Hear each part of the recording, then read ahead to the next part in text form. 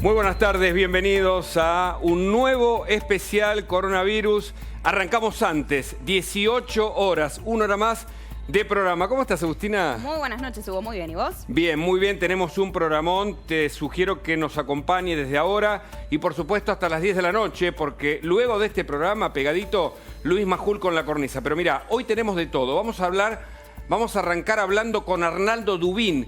Él es el jefe del Hospital Británico. ¿Corre riesgo la saturación y puede colapsar el sistema sanitario?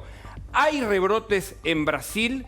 Vamos a hablar con Gustavo Segré desde allá y también con Domitila del Hacha desde Nueva York. Y nos vamos a meter en la economía. 25.000 empresas cerraron por la cuarentena. Por eso vamos a hablar con Kachanowski y luego nos vamos a meter en la reforma judicial. Un programa en el que empezamos por el tema coronavirus, nunca lo abandonamos, pero nos metemos de cabeza en la política porque la reforma judicial es preocupante. Daniel Sauzay, un constitucionalista que conoce muy bien, es un experto en derecho, nos va a explicar en qué consiste, qué hay detrás de esta reforma, la ampliación de la Corte Suprema, de los juzgados federales. ¿Se esconde un plan de impunidad? Con él vamos a hablar sobre ese tema y, por supuesto, luego con los diputados Waldo Wolf y también con Luis Juez, que denuncian un plan desde la oposición que el gobierno intenta instrumentar en una cuarentena que, atención, el 16 de agosto, Agustina, cumple 5 meses. Son muchos días. Impresionante, ¿no? Impresionante. Yo me acuerdo el día que Alberto Fernández anunció que se venía la cuarentena y dije, wow, qué loco, ¿no? 15 días adentro de casa. Jamás me hubiese imaginado, creo que nadie, ¿no? Que iban a pasar 5 meses adentro de casa. 5 meses de cuarentena y lo que venimos analizando, Agus, es decir, los que se esconden detrás de la medida del gobierno. Porque una cosa es la pandemia, una cosa es la enfermedad que azota al mundo entero. Y otras cosas son las medidas que se implementa, que muchas veces restringen las libertades individuales, no se respeta la responsabilidad individual y detrás un poder ejecutivo que acciona muchas veces con todo y por eso este programa va a abordar cada uno de los temas, ¿no? Así es, y vos mencionabas recién, ¿no? Vamos a hablar con mucha gente el día de hoy, pero antes de hablar con todos ellos, queremos contarles todo lo que pasó en la semana, porque además del anuncio de esta nueva etapa de la cuarentena, también sucedió la llegada finalmente del proyecto de reforma judicial al Congreso y también la inseguridad, que después de esa meseta que se vivió durante las primeras semanas de la cuarentena, finalmente empezó a aumentar. Miren todo lo que pasó en los últimos 7 días aquí en la Argentina.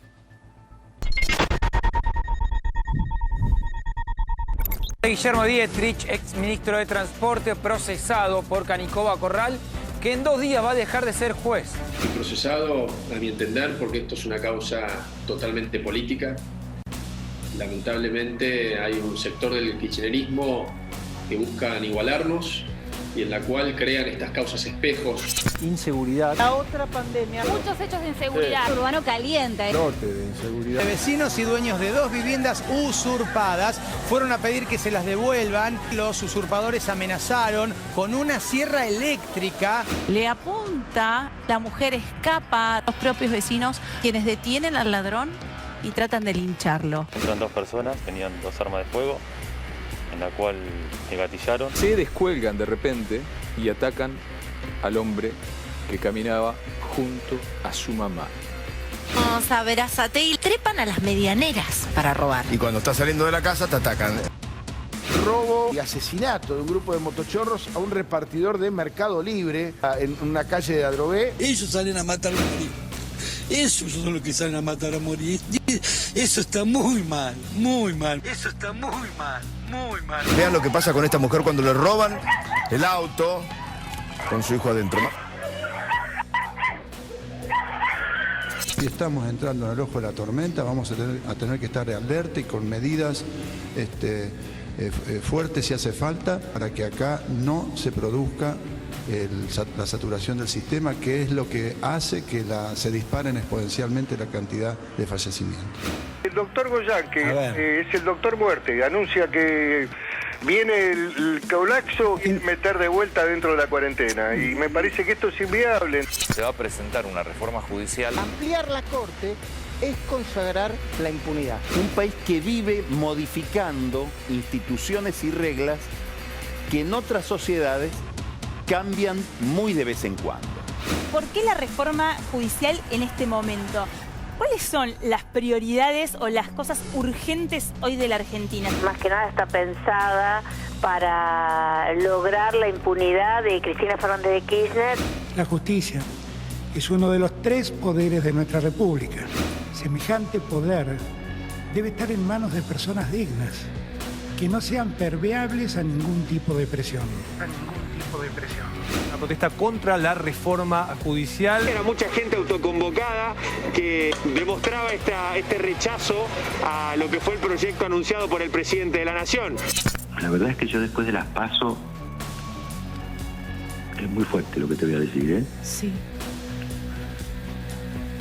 Abandoné toda esperanza en este país. Hasta el 16 de agosto vamos a mantener las cosas como están hoy. Y les pido que nos ayuden y nos acompañen, porque nosotros los necesitamos. Lo que está dañando la salud y la economía internacional es pura y simplemente un virus antes desconocido que no tiene cura y no tiene vacuna. El presidente Alberto Fernández anula por DNU, por decreto, la intervención de Vicentín. Evidentemente el gobierno vio que había una traba jurídica en el proyecto que iba a ser probablemente inconstitucional. Una marcha se convocó para protestar contra lo que es la reforma judicial.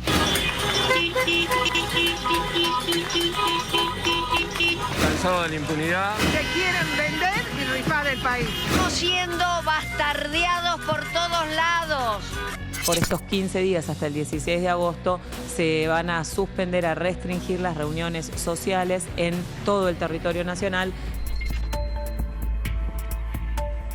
Seguimos en especial coronavirus y nos metemos de lleno en el COVID-19 porque mientras avanza la enfermedad, Hugo, lo que preocupa es la ocupación de las camas de terapia intensiva. Esta mañana Carla Bisotti, la secretaria de Acceso a la Salud, dijo que están estables, ¿no? Que está estable el número de acceso justamente a las terapias intensivas. Pero vamos a ver cuáles son los números oficiales, se los vamos a mostrar en las siguientes placas, porque lo que está indicando en este momento es que el 53%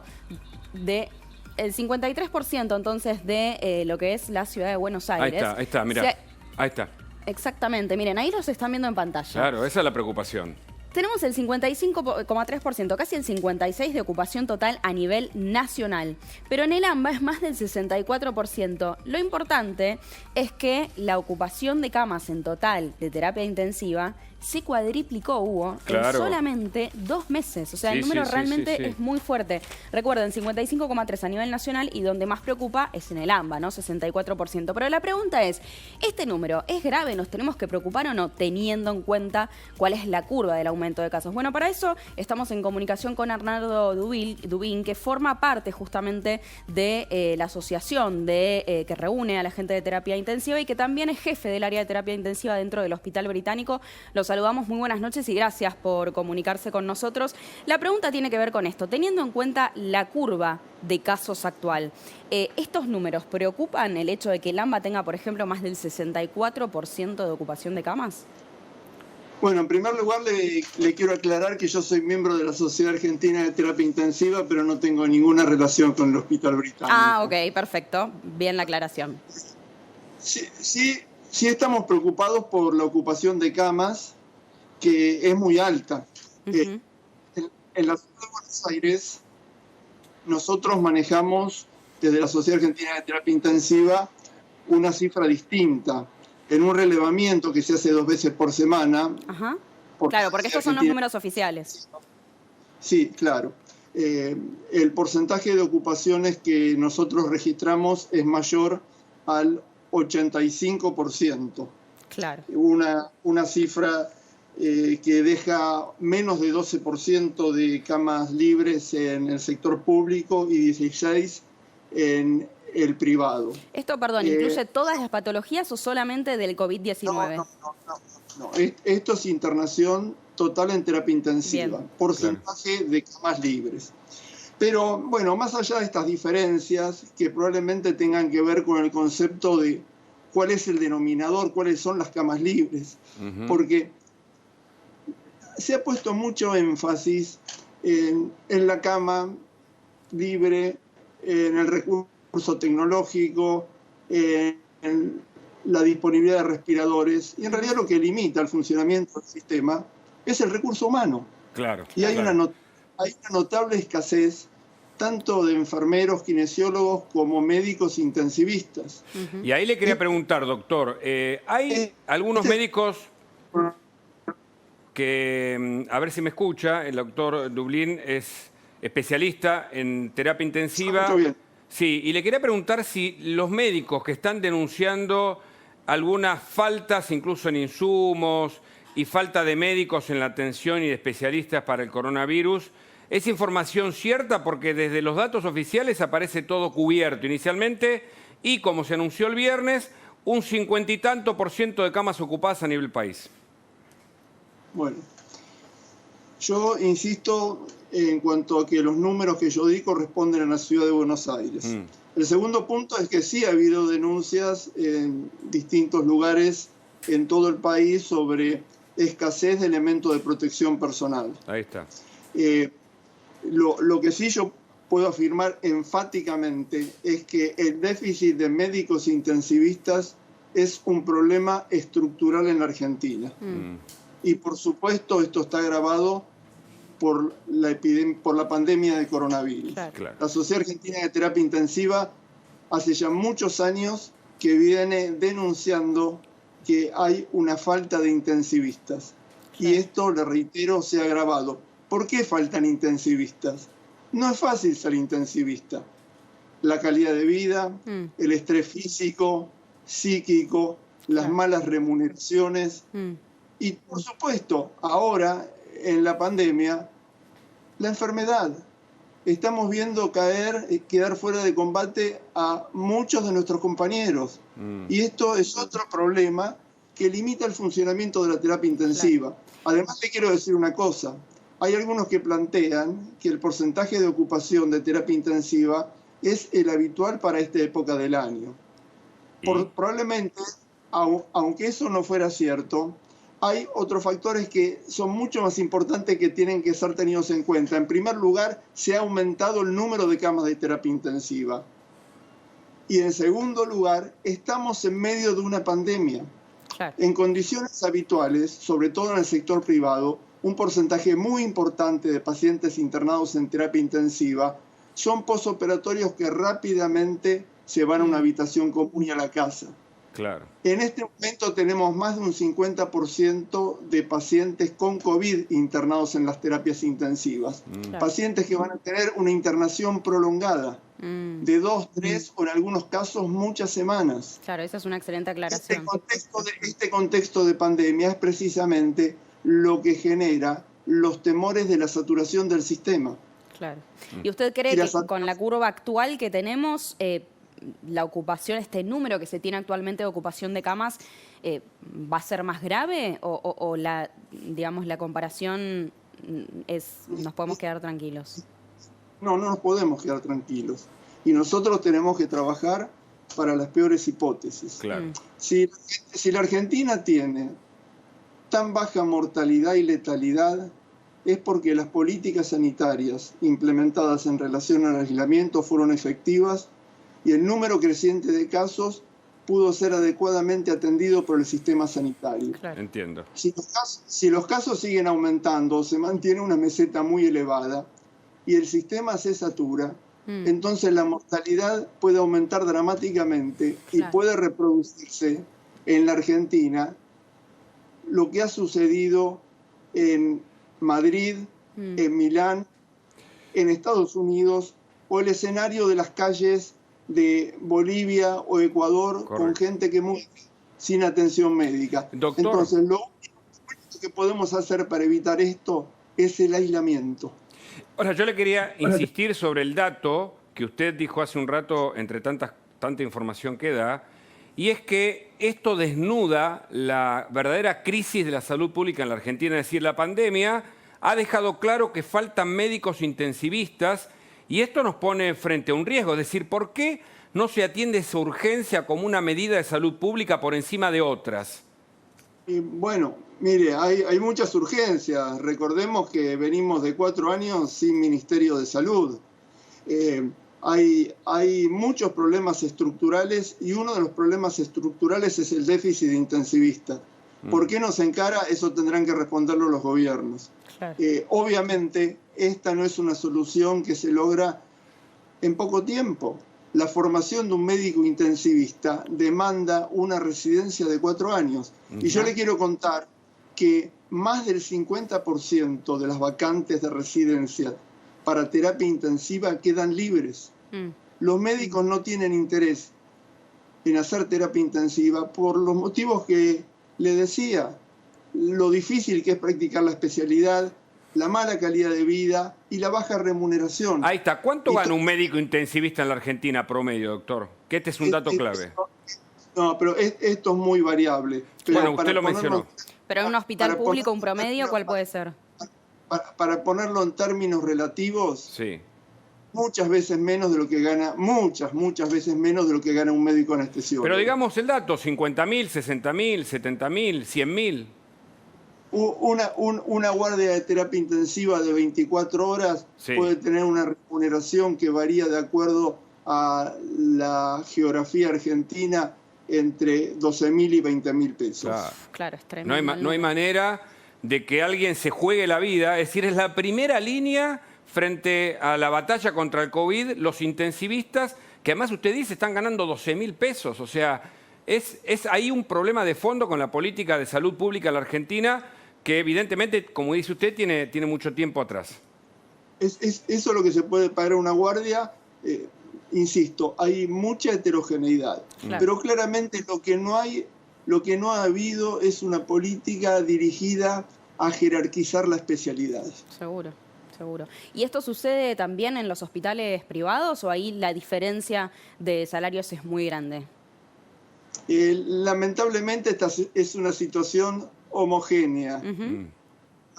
Los intensivistas estamos en una mala situación tanto en hospitales públicos como privados. Claro. Correcto. Doctor, le quería preguntar algo de su especialidad. Miré parte de una conferencia que usted dio sobre el tema de la trombosis, es decir, la inflamación, lo digo en términos sencillos, de algunos sectores del cuerpo como consecuencia del coronavirus. ¿Todos quienes padecen el coronavirus pueden verse afectados de trombosis? Es decir, ¿las secuelas posteriores pueden ser graves o no tanto? Vamos a aclarar esta situación.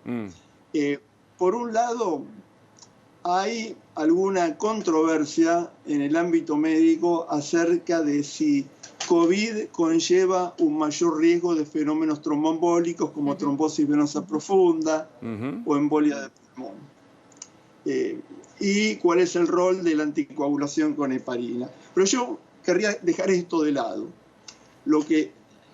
Y apuntando a su pregunta, me gustaría decirle que la enfermedad por COVID puede ser grave. Y acá quiero aclarar que no solamente puede ser grave en las personas añosas o con comorbilidades, sino también que puede matar gente joven y sana. Claro.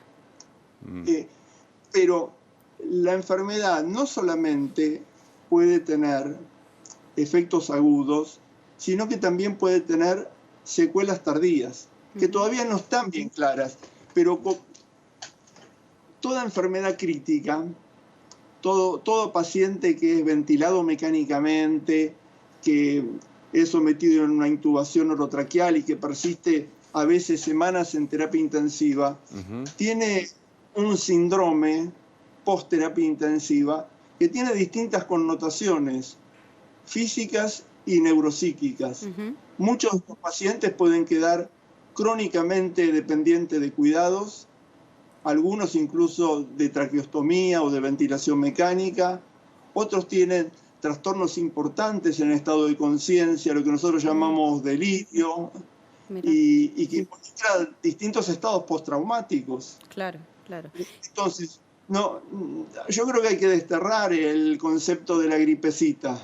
Ajá. Exacto. Hay que ser consciente, sí. Doctor, claro. usted hablaba recién justamente de la juventud. Ayer el presidente Alberto Fernández le habló específicamente a los jóvenes pidiendo que se cuiden, que no hagan reuniones. ¿Usted cree que efectivamente este tipo de reuniones entre jóvenes y la juventud misma se han convertido en un nuevo foco, como dijo la OMS? De hecho, bueno, hoy se prohibieron las reuniones sociales. Mire, no hay ninguna duda que es un foco importante. No solamente las reuniones sociales, sino toda actividad que viole el distanciamiento, el uso de barbijo o tapaboca. Yo no quiero atemorizar, yo no quiero infundir pánico, porque obviamente el pánico no es conducente. Claro. Pero es necesario tenerle miedo a esta enfermedad. El miedo que yo tengo cada día que entro en la terapia intensiva. Sin ese miedo uno no se va a cuidar. Y lo que está en juego es la vida. Claro. Sí. Gracias, doctor. Ha sido muy completo su análisis y el alerta que usted plantea, la precaución y, por qué no, el temor que nos puede evitar cometer errores frente a la flexibilización de hecho que está pasando en la cuarentena. Gracias, doctor, por el contacto. Muchas gracias a ustedes. Seguimos, en especial coronavirus. Quédate, a continuación un programón antes de la cornisa. Ya se viene Luis Majul con su programa, pero quédate porque hay mucho más aquí, en La Nación Más. Seguimos en este especial coronavirus. Nos vamos a Brasil y nos vamos a Estados Unidos. ¿Hay rebrote en esos países? Hablamos con Gustavo Segre y Domitila Delactia. Están allí. Gracias, Domitila, por atendernos. En Estados Unidos, mientras Trump parece que pierde, aumentan los casos. ¿Hay freno? ¿Hay vacuna? Domitila, buenas tardes. Gracias por estar. Buenas tardes, Hugo, Agustina, a todo el equipo del N+. Estados Unidos, podemos decir, atraviesa ya desde hace semanas rebrotes en al menos la mitad de sus estados. Es decir, la mitad del país ve tras semanas imparables como el coronavirus no frena, posiblemente, dicen los expertos en salud, vinculado a lo que han sido reaperturas prematuras, sobre todo teniendo en cuenta, y a la falta de cumplimiento también, de medidas de distanciamiento social, de uso de barbijo, alimentado por una falta de estrategia política nacional que indique a los gobiernos locales y estatales cómo llevar adelante toda esta crisis sanitaria. Claro.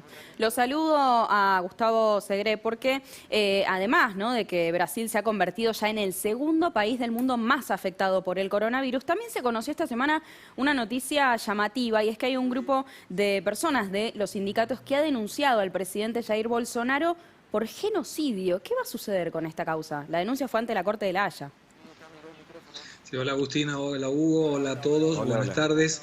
Aquí desde la ciudad de San Pablo, yo te diría que en el caso brasilero no se observan rebrotes, se observan una migración del virus que comenzó en el norte, que fue migrando hacia las grandes capitales, como Río de Janeiro, como San Pablo, que en este momento tuvieron que cerrar inclusive hospitales de campaña por falta de pacientes, y que en este momento el problema mayor está en el centro-oeste del país y en el sur. Curiosamente, en estados provinciales próximos a la República Argentina. En relación a lo que mencionabas de la denuncia, yo creo que no va a prosperar. Fue apenas una denuncia, no hay un proceso abierto aún. Claro. ¿Y por qué digo esto? Primero, porque no es Bolsonaro el que determinaba la rigidez o la flexibilización de la cuarentena, y sí los gobernadores y los intendentes. Claro. Y por otro lado, si uno analiza las estadísticas del día 16 de marzo, que fue la primera vez que falleció alguien por el COVID-19, y lo lleva al año pasado, en este momento la cantidad de fallecidos, que está en 94.104 en este momento, es bastante próxima a la cantidad de fallecidos por neumonía del año pasado, en el mismo periodo. Entonces, no creo que prospere esa denuncia. Claro. Y en Estados Unidos, Domitila, vuelvo con vos para preguntarte por esta presunta movida de Trump, que por primera vez quiere postergar o aplazar las elecciones que le dan entre 10 y 15 puntos por abajo de su contrincante, mientras se espera la vacuna. ¿Hay vacuna cercana en Estados Unidos? Bueno, para contestarte primero por la vacuna, vamos. La vacuna tenemos ahora hasta este momento, por lo menos 4 posibles vacunas para lo que sería se espera principios de 2021. Estamos hablando de 4 vacunas que al menos en Estados Unidos ya se encuentran en la fase de testeos en humanos, en los estudios clínicos, especialmente la vacuna desarrollada por Moderna, una vacuna que ya se encuentra en una fase de testeo a más de 30.000 personas y que, podemos hablar de, si se quiere, un optimismo cauto, pero que para fin de año o principio de 2021 podríamos llegar a estar hablando de una vacuna.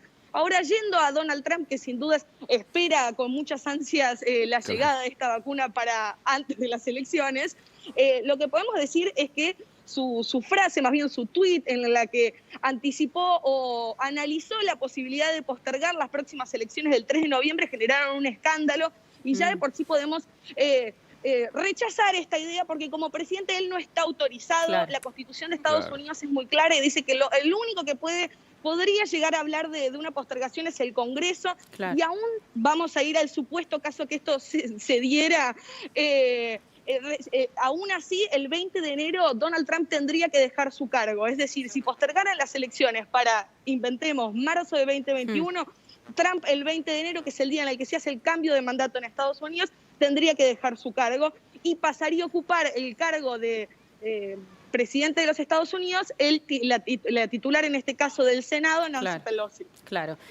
Gustavo, vuelvo a vos, porque el expresidente de Brasil, Lula da Silva, dijo que Bolsonaro podría no haber estado contagiado de COVID-19 y que todo esto se trató de una estrategia para promover la polémica hidroxicloroquina. ¿Cuál es tu opinión y sobre todo cuál es el sentir popular dentro de los brasileños? Creo que Bolsonaro aprovechó el tema para la hidroxicloroquina. Creo que Bolsonaro quería agarrar el contagio del COVID-19. De hecho, fueron 5 testeos hasta comprobar que ya no tenía más.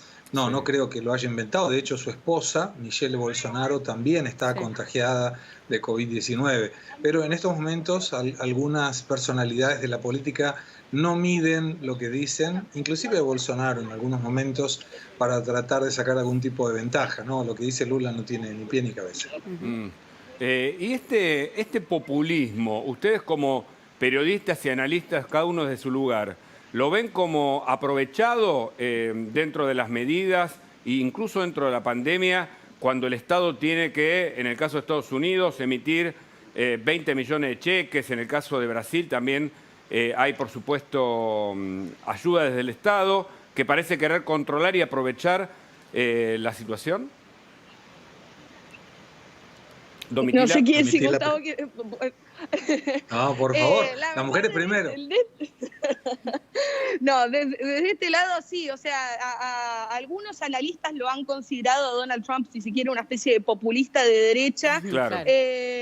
Esto se podría decir, bueno, hay que tomarlo con pinzas, hay que ver qué sucede ahora. De hecho, el Congreso de los Estados Unidos está analizando la posibilidad de emitir nuevamente estos cheques en función de ayudar financieramente a los más golpeados por la crisis económica de la pandemia aquí en los Estados Unidos, pero no necesariamente. Quizás Donald Trump como presidente sí ha tomado desde su discurso quizás algunas cosas que pueden ser tomadas como populista, pero no sé si puede ser comparado con otros tipos de líderes en el mundo. ¿Gustavo? Yo te diría que en nivel de populismo, todos los populismos son malos. El de izquierda busca generar la dependencia de la ciudadanía por parte del Estado. El de derecha busca reforzar el nacionalismo y todo lo que viene de afuera generalmente es malo comparado con lo nacional. Bolsonaro aquí lo que identificó es hay que ayudar a la gente, sobre todo de la economía informal.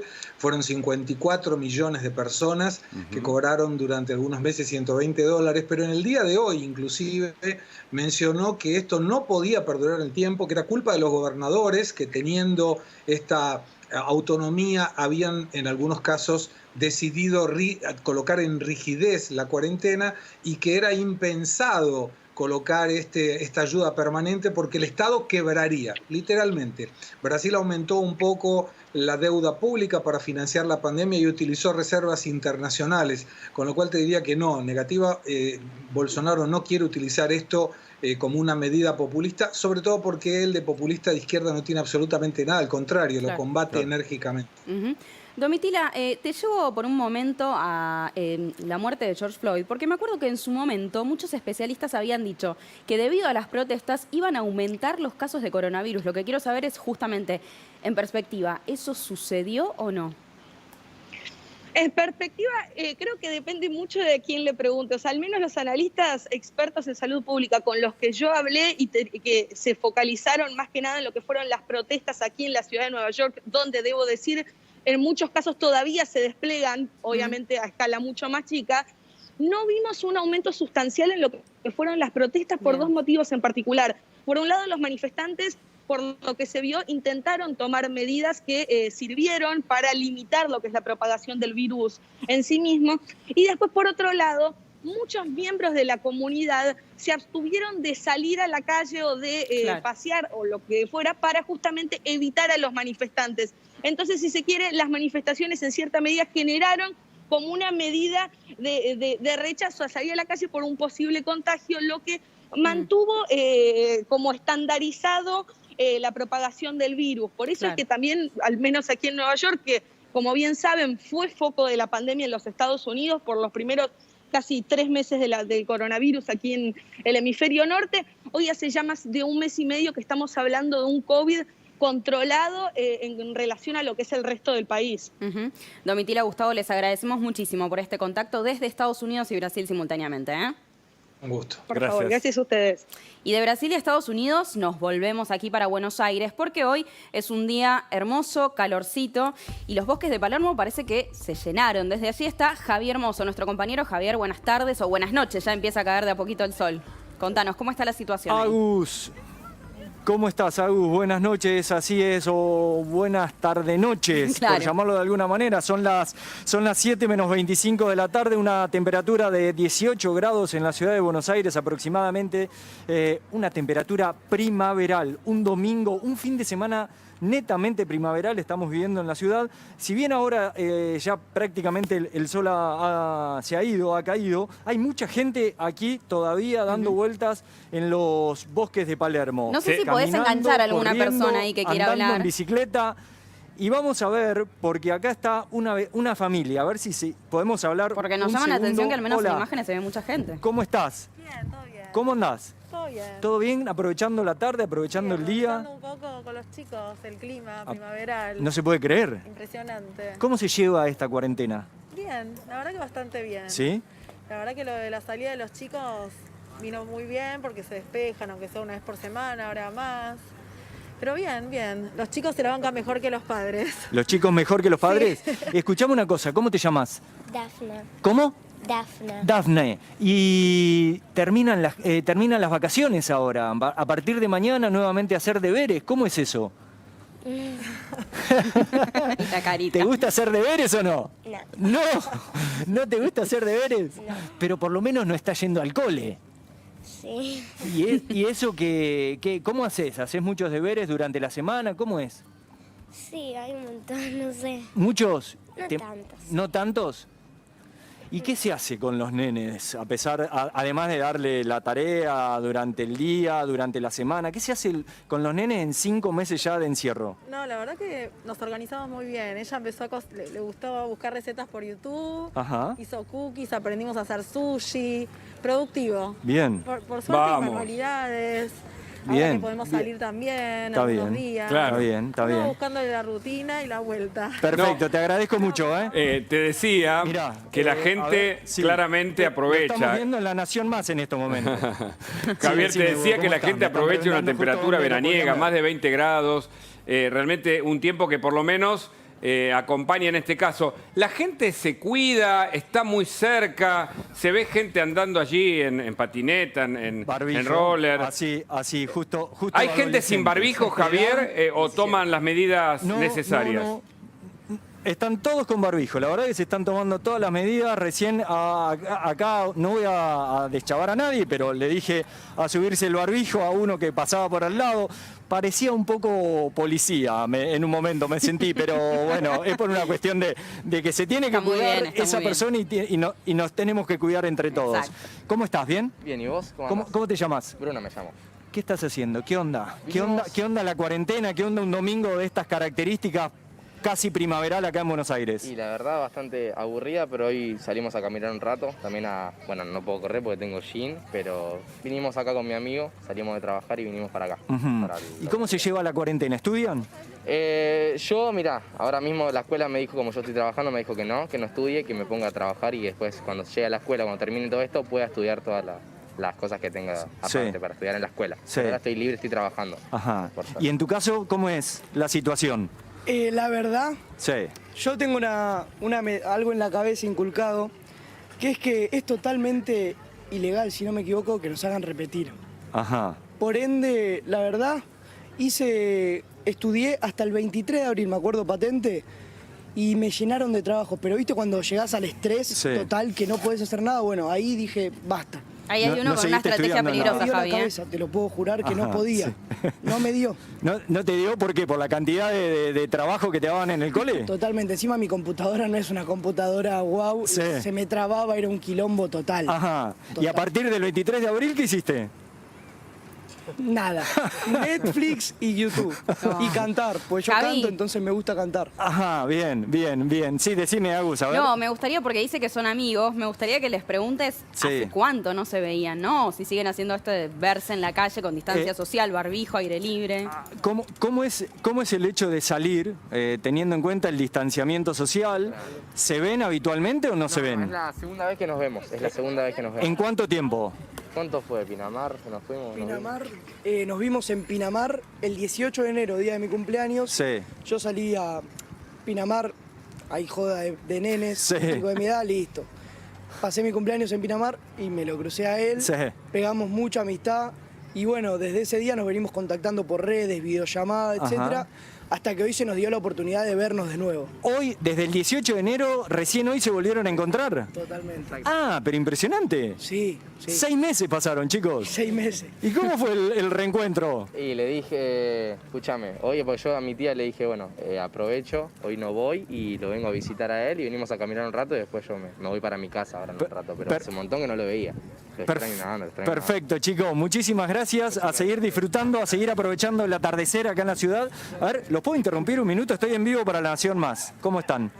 ¿Todo bien? Exactamente, especial coronavirus, el programa previo a la cornisa. ¿Cómo andan? Bien, todo bien. ¿Todo bien? ¿Aprovechando de esta tarde espectacular? Sí, hermoso estuvo. ¿Cómo es esto de la cuarentena? ¿Cómo se vive? ¿Cómo lo están viviendo? ¿Padeciendo? Y cuidándonos, realmente nos cuidamos.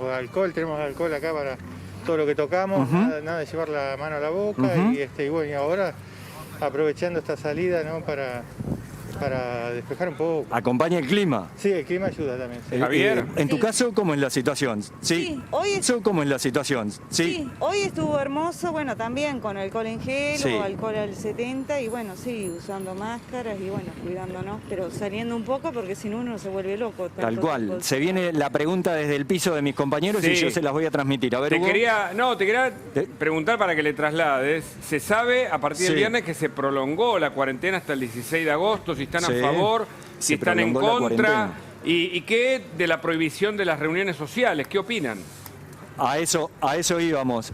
A partir del viernes, en la última comunicación del gobierno, se prolongó la cuarentena al 17 de agosto. Y a partir de mañana no hay más encuentros sociales en todo el país, por decreto presidencial. Ah, no sabía. Encuentros sociales no se pueden permitir más. En lugares cerrados no está permitido el encuentro. Nunca lo hicieron. Eso más que nada para parte del interior donde sí estaban autorizados. Pero ¿qué le genera la prolongación y la prolongación y la prolongación de la cuarentena? Debería ser una cuarentena más inteligente con la gente que realmente tiene que cuidarse, la gente muy mayor y los que tienen el sistema inmunodeprimido con defensas bajas. Esa debería ser la cuarentena.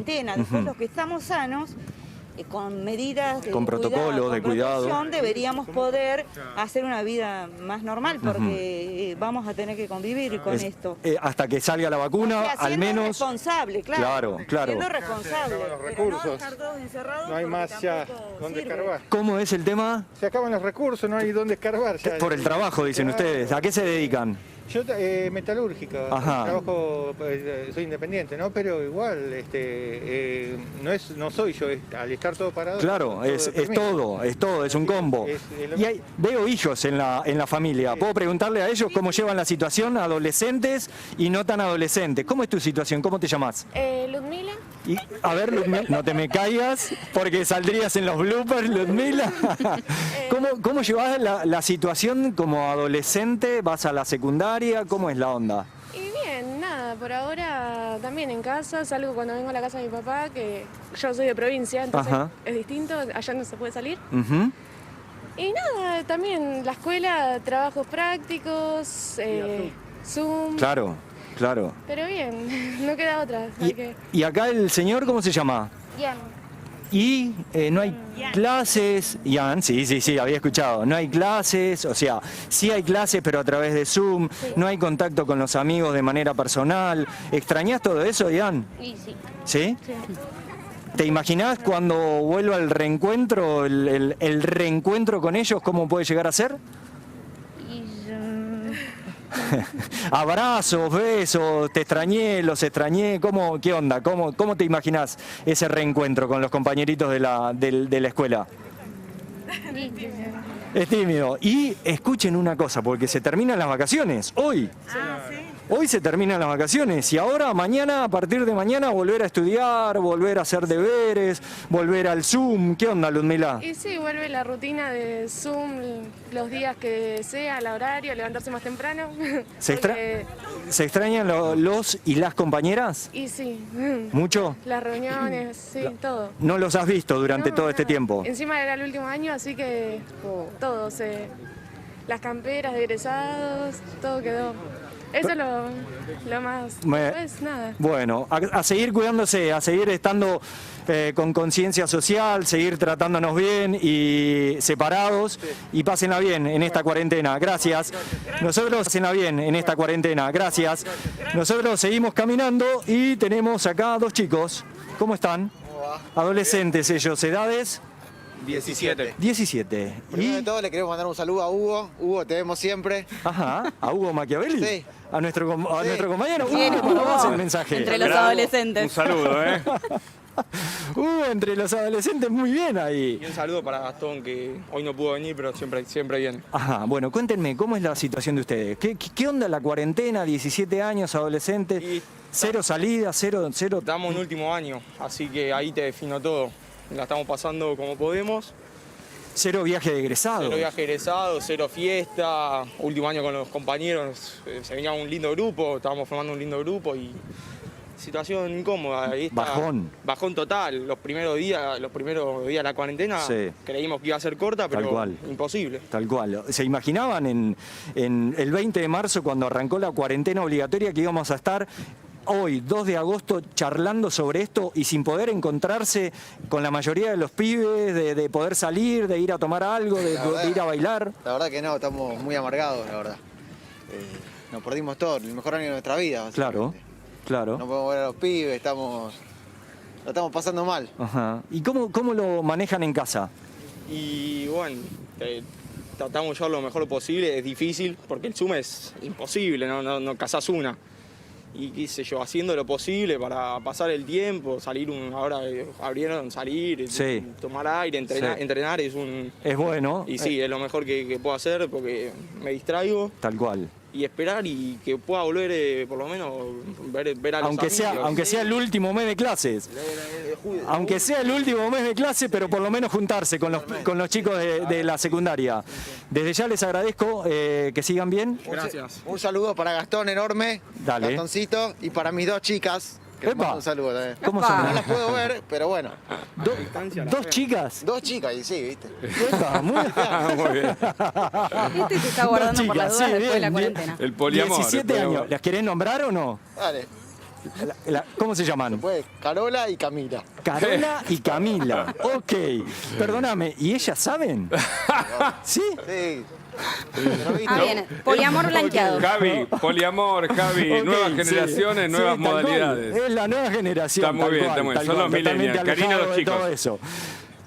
Bueno, y por supuesto pasamos de una situación en donde Javier Mozo nos cuenta qué es lo que está pasando en la calle en un día veraniego, a otro informe que hizo Javier, que es muy importante porque entendamos que hay crisis en la economía. Ya te contamos que son 25.000 entre empresas y comercios que cerraron, un 32% de caída en la economía y algo que afecta, que nos duele en el corazón, a los bares notables. El informe de Javier Mozo sobre lo que están padeciendo estos lugares tan simbólicos de nuestra cultura. Mirá.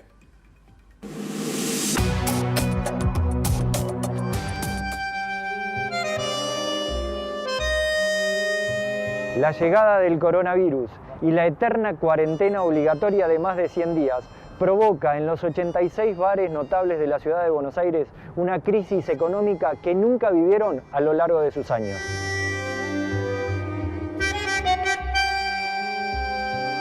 ¿Cómo viven este momento de crisis que provoca la cuarentena y el coronavirus? Lo que hicimos fue unir cocinas con otros bares notables, La Poesía, el Federal, el Bar de Cabo, Café Margot y el Celta, para abaratar costos y fundamentalmente tratar de seguir estando. ¿Cuándo piensan que volverán los comensales a estos bares notables? Espero que sea ya, cuanto antes. O sea, esa es la realidad porque no sé cuánto tiempo más vamos a poder sostener esta situación. Durante estos días de cuarentena, ¿se te vino a la mente la idea de decirle a los empleados que van a cerrar definitivamente? Es una carga que tenés constantemente, porque es algo que te pone la piel de gallina y estás pensando todo el tiempo en cómo voy a hacer para que sostener a todos. Y la verdad es que tener que cerrar las puertas, ojalá no nos toque. O sea, esa es la realidad. Pero bueno, necesitamos ayuda.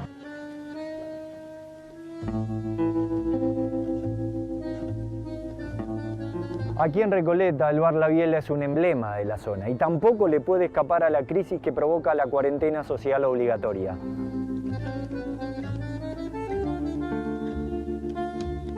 Vamos para 4 meses cerrados y te imaginas 4 meses sin facturar, teniendo gastos, pues ya se saca un crédito y bueno, pero lo que hacemos es endeudarnos a futuro. ¿Tuvo que suspender o despedir gente en este tiempo de cuarentena? La verdad que me dolería tener que sacar a cualquiera. Mi preocupación es esa, mantener la fuente de trabajo, porque la verdad que la gente lo necesita. Hay gente que lleva 35, 38, 30 años conmigo y entonces, bueno, ya somos una familia. Cuando llega todas las mañanas y ve una mesa apilada, sillas apiladas, ¿qué sensación le causa? Te genera tristeza, o sea, porque 54 años que llevo en La Biela es la primera vez que dejo de pagar impuestos y que tengo que sacar un crédito encima para poder seguir funcionando.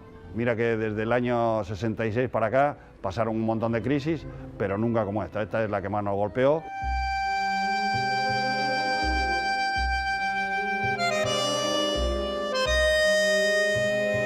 ¿Cuál es la situación del bar El Gato Negro en estos momentos? Todo el rubro gastronómico está en una situación límite, con entre 25 o 30 empleados, un local de 3 plantas que tiene un costo mensual importante. La estamos peleando muy fuertemente. ¿En algún momento pensó en estos días de cuarentena que le tenía que comunicar a los empleados que lamentablemente tenía que cerrar el local por la situación? Hay una realidad que es esa. Esto es imprevisible. O sea, nosotros no pudimos tomar previamente ningún tipo de medida de nada absoluto, porque esto cayó como una bomba. Me cuesta mucho dormirme, pero no, yo sé que el Gato Negro no lo voy a cerrar. No lo voy a cerrar.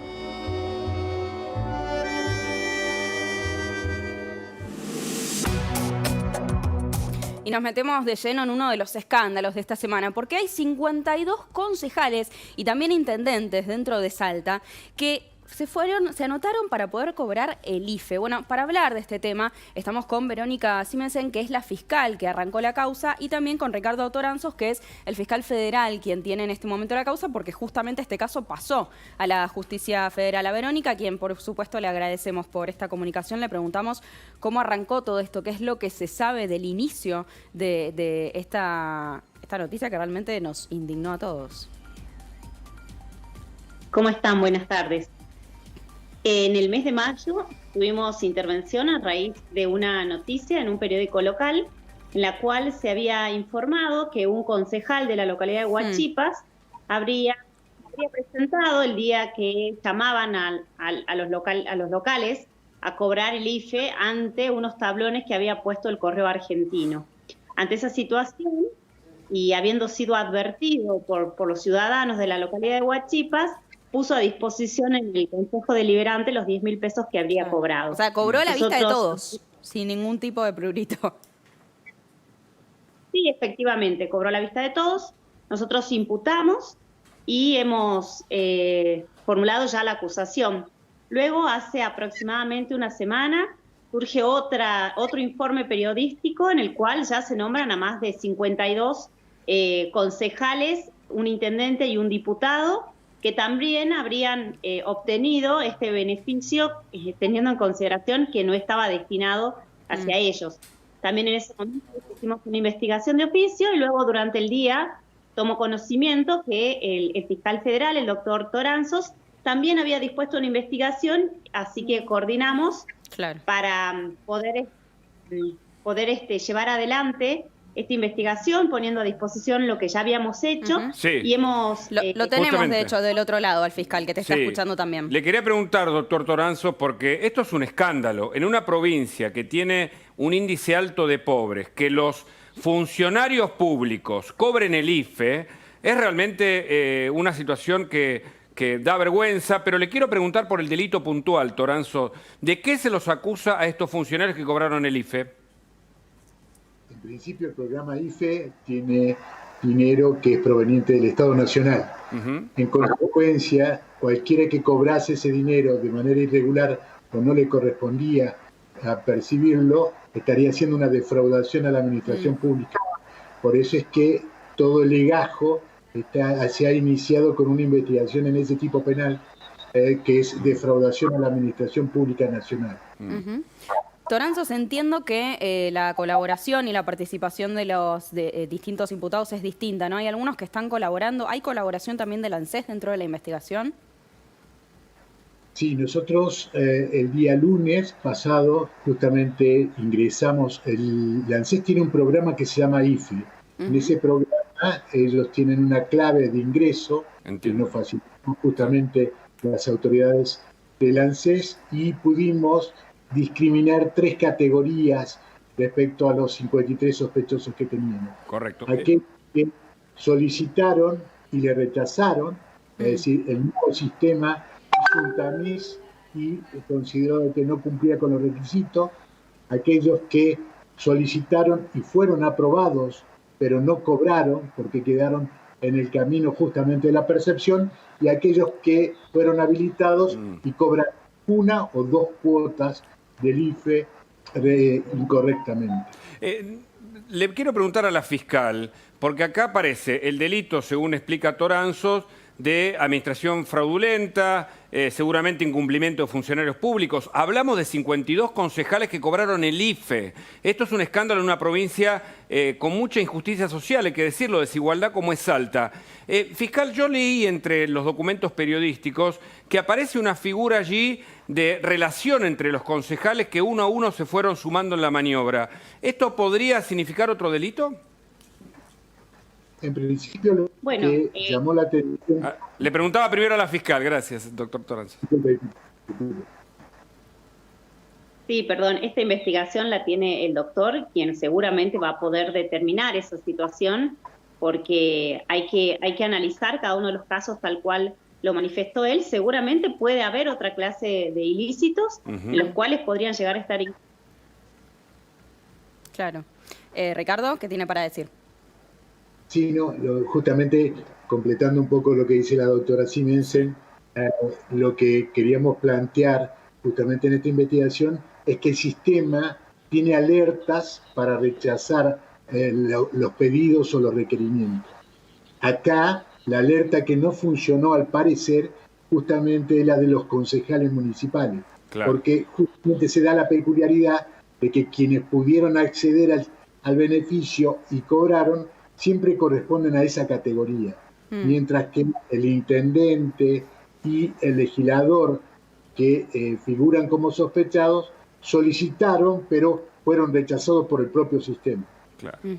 Sé que también hubo algunas denuncias, acusaciones, algunos lo han llamado aprietes, ¿no? También contra los periodistas que han revelado esta información.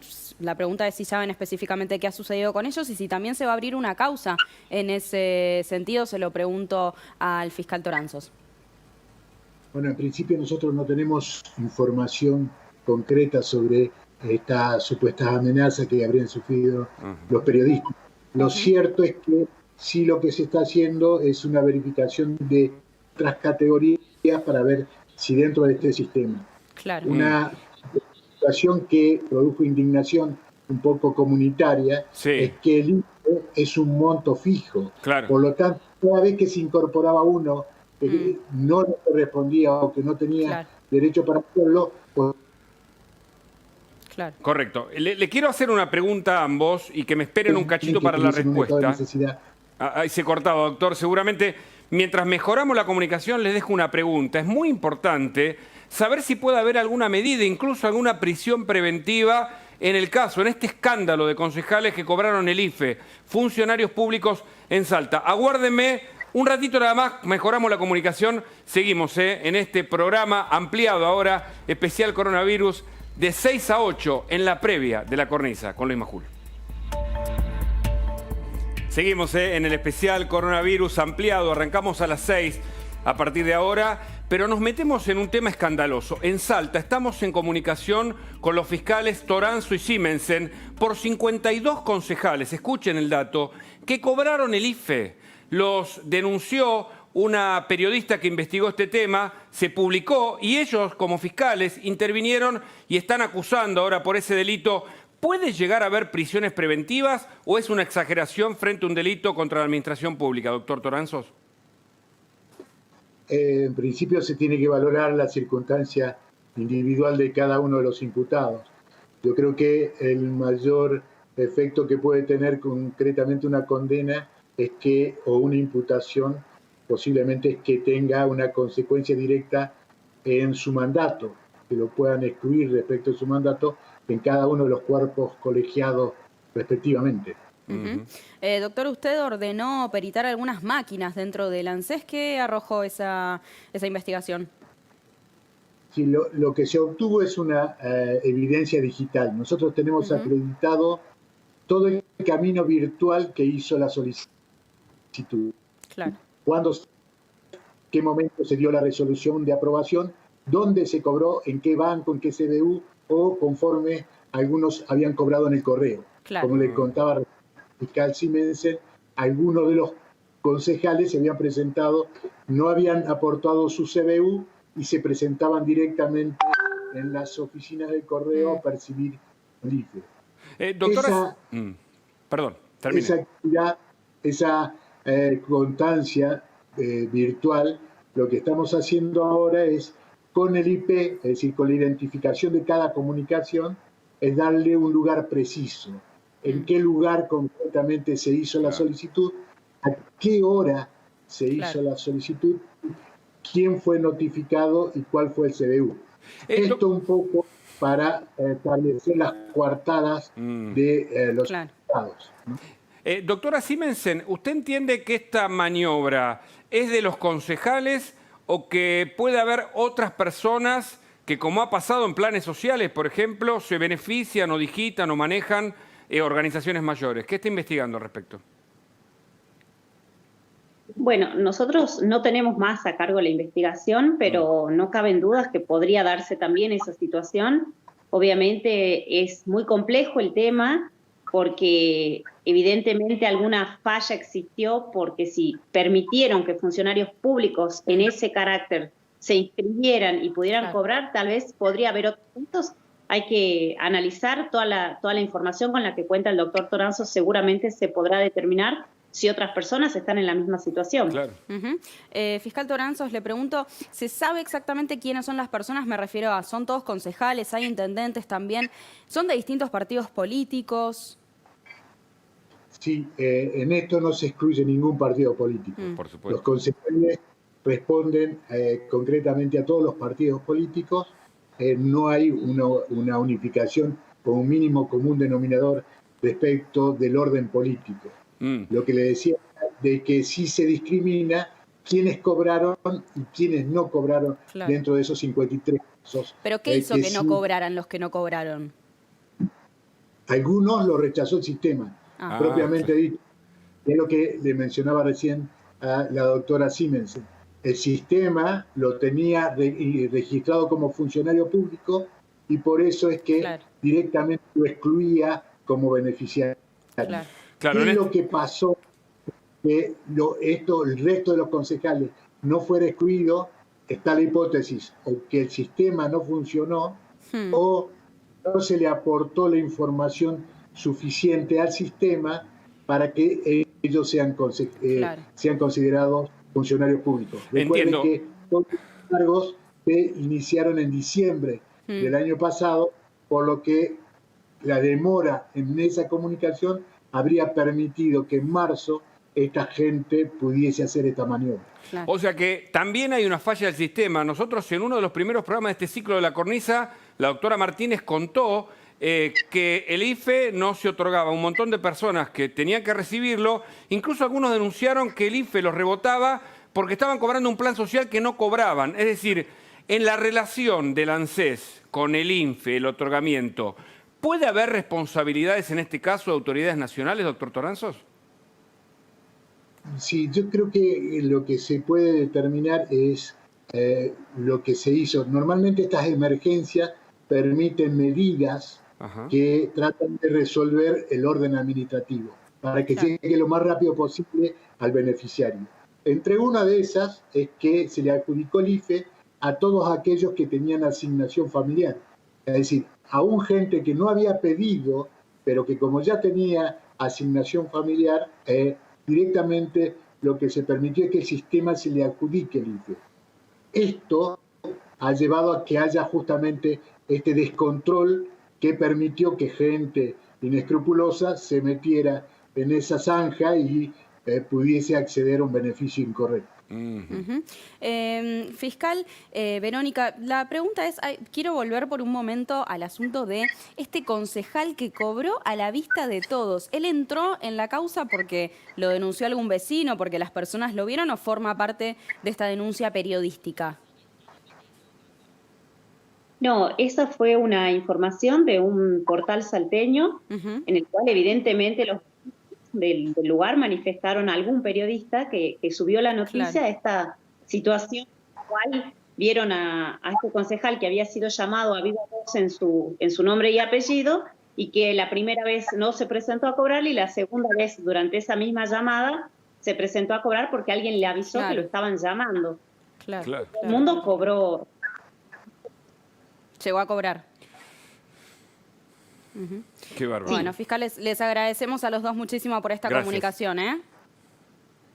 Muchas gracias a ustedes. Buenas tardes. Muchas gracias. Nosotros nos vamos a una pequeña pausa. En 2 minutos nada más estamos de vuelta con más Especial Coronavirus. No se vayan. Seguimos en Especial Coronavirus. Vamos a hablar con Roberto Kachanowski porque la economía está en caída. Pero vamos a invitar a Luis Majul, quien ya está con nosotros. Se viene un programón de La Cornisa. Hola Luis, buenas tardes. Buenas tardes, muy buen programa están haciendo, chicos. Gracias. Empezaron desde hoy a partir de las 6 de la tarde en vivo y todos los domingos a partir de las 6 de la tarde están haciendo un programa bárbaro. Obviamente va a ser muy importante escuchar a Kachanowski porque hay ruidos con el tema de la negociación de los acreedores privados. Sí. Parece que el gobierno dice, esta es nuestra última oferta y los acreedores dicen no. Entraremos en default, ya estamos en default. ¿Qué va a representar para la Argentina? Seguramente Roberto Kachanowski va a tener una mirada sobre eso. Pero atención, esta es una información de último momento. ¿Cómo explicarlo? Hubo un acuerdo entre el oficialismo y la oposición para sesionar en la Cámara de Diputados y Senadores de manera virtual. Ese acuerdo se cae el próximo jueves 6 de agosto. Repito, el acuerdo entre el oficialismo y la oposición para sesionar de manera virtual se cae a partir del jueves 6 de agosto. ¿Qué es lo que me dijeron a mí? Fuentes del oficialismo y fuentes de la oposición. Que el oficialismo va a tratar de proponer una prórroga para seguir sesionando así. Pero la gente de Juntos por el Cambio y del resto de la oposición no quiere seguir sesionando de manera virtual de ninguna manera. Ponen varios ejemplos. dicen que para los que están indecisos o no muy seguros o quieren esconderse o tener bajo perfil, votar, por ejemplo, en forma presencial, la moratoria, el traje a medida que hicieron con Cristóbal López, que todavía está acusado de defraudación, de evasión fraudulenta, por apropiarse de $1.000 millones y terminar aprobando eso, aunque mucha gente de la oposición no aprobó específicamente ese artículo, lo consideran un verdadero escándalo. Juntos por el Cambio va a pedir que se renueve el acuerdo, pero que las sesiones sean presenciales, lo máximo que se puedan. Atención, porque es un dato político de primera magnitud, ¿eh? Sí, aparentemente, dentro de Juntos por el Cambio, en la última reunión que tuvieron, se pusieron de acuerdo y ya no hay halcones y palomas. Yo les diría que son cada vez más halcones y cada vez menos palomas. Pero entre la información de último momento que también tenemos, enseguida va a estar con nosotros cuando empiece la cornisa el ministro de Salud de la Ciudad de Buenos Aires, Fernán Quirós, es esta decisión del gobierno de enviar un decreto para todo el país para impedir y evitar reuniones entre amigos y familiares. Desde el punto de vista de la cuarentena, puede ser útil en algunas regiones, ¿eh? Desde el punto de vista político, y yo te diría que desde el humor de la gente cansada, agotada de la cuarentena, está un poco complicado. De eso dentro de un rato también vamos a hablar con Facundo Manes. Muy bien, vamos a estar esperando Luis. Eso entonces, ¿eh? Sí, pero le invitamos ahora a sumarse a Roberto Kachanowski, porque lo adelantaba Luis Majul recién. Hay una situación de tensión entre los bonistas y el gobierno, porque la propuesta que está haciendo el gobierno tiene una diferencia de cerca de 16 millones respecto a la que están haciendo los bonistas. De esto le quiero preguntar a Roberto Kachanowski, ¿qué cree que va a pasar, no? ¿Va a haber finalmente un acuerdo o van a seguir insistiendo los bonistas? Buenas noches. ¿Qué tal? Buenas noches, ¿cómo están? ¿Bien? Bien, gracias por atendernos. No, por favor, siempre un gusto. Si van a llegar a un acuerdo o no, esto me hace acordar a Groucho Marx cuando decía, estos son mis principios, si no le gusta tengo otros. Acá toda la semana tenemos, esta es mi última oferta, si no le gusta tengo otra, ¿no? O sea que de manera que no sé a dónde van a llegar. Lo que sí sé es que en realidad, sin un plan económico, esto se hace muy difícil de poder llegar a un acuerdo. Voy a poner en estos términos. Supongamos que tengo mi tarjeta de crédito al máximo porque gastaba de más en mi casa, pagaba el mínimo y bueno, llegué al tope. Entonces me llaman del banco y me dicen no puedes usar más la tarjeta. Y yo me pongo a renegociar la deuda, pero no soluciono el problema en mi casa, no solucioné nada. Claro. No voy a hacer, y acá está el problema ese, o sea, ¿cuál es el plan económico que explica la posibilidad de pagar la deuda y los intereses en el futuro? ¿Se entiende? O sea, totalmente. Si no hay un plan económico, no solo los acreedores no saben cómo van a cobrar, sino los argentinos tampoco sabemos para dónde vamos, ¿no? Claro, y sin plan económico, ¿cuál es el próximo paso? ¿Qué hay? ¿Improvisación? Porque, a ver, aumento de desempleo, aumento de la pobreza, aumento de la inflación, falta de acuerdo con los bonistas por la deuda externa. Son todos frentes que el gobierno tiene que enfrentar. Si no tiene plan, ¿cómo están actuando hoy, Kachanowski? Bueno, están improvisando. El presidente dijo al Financial Times, ahora una semana atrás o cosas por el estilo, dijo que él no creía en los planes económicos. No sé si recuerda. Sí, claro, por supuesto. Fue replicado por todos. A los 3 días dijo que desde que asumieron tenían todos los planes previstos. Ajá. Entonces, los planes previstos. Ajá. Entonces, de nuevo, es Groucho Marx.